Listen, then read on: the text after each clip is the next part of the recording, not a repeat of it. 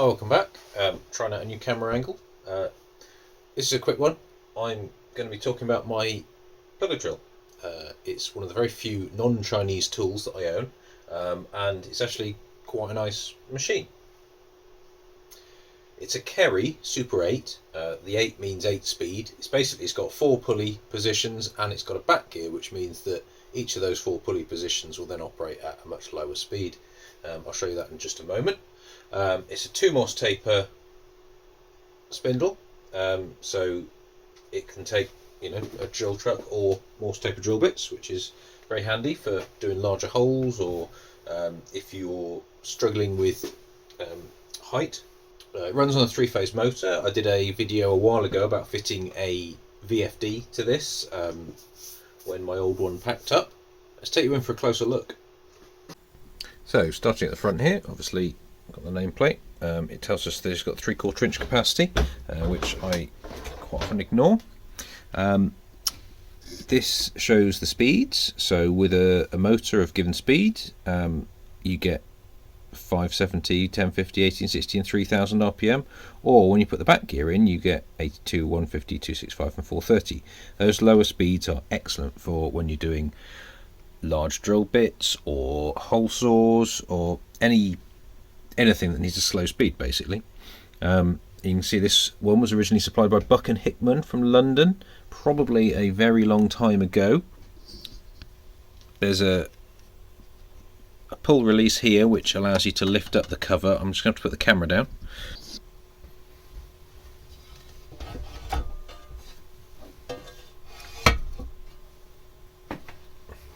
So you can see the 4 pulley positions there, and the gears for the back gear. Let me just demonstrate how that works.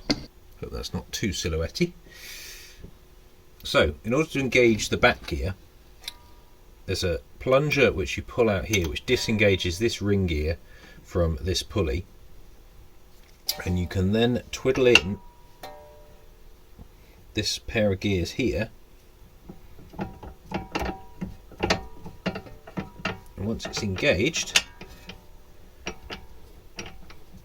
you can see that the pulley drives this gear, small gear, which drives this large gear, which drives this small gear up here, and then that drives the large gear there, which this gear here is the one that's connected to the spindle. So you can get quite a large reduction in speed from the belt to the spindle.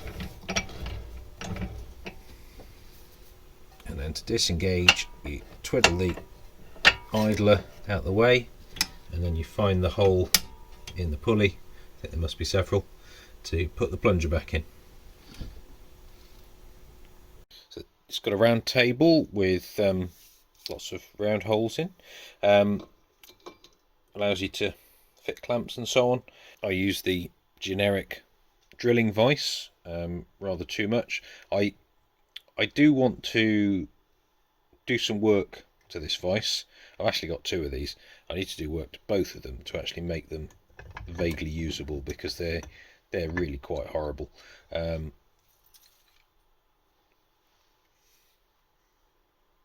I don't think it'll take much, but it just needs a little bit of work, and they will be useful.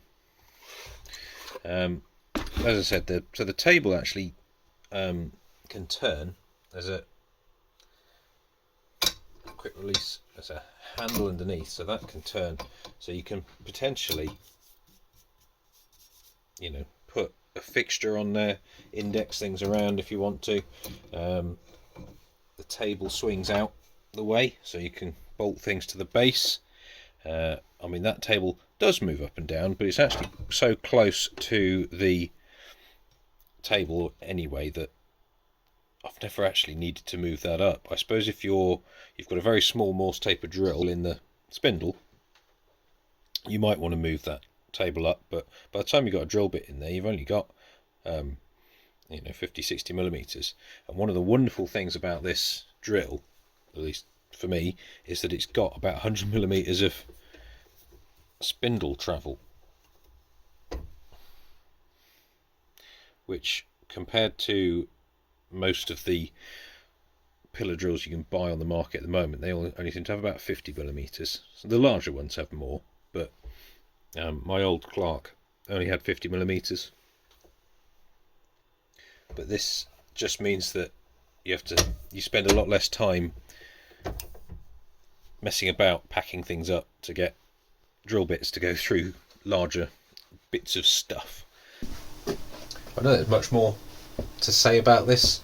It's a drill, but it's very nice to use. It's got that lovely long throw on the quill, and it's very, very heavy. I think it weighs about as much as my mill does. So it's a nice tool to use. I hope you enjoyed that quick look at the drill. See you tomorrow.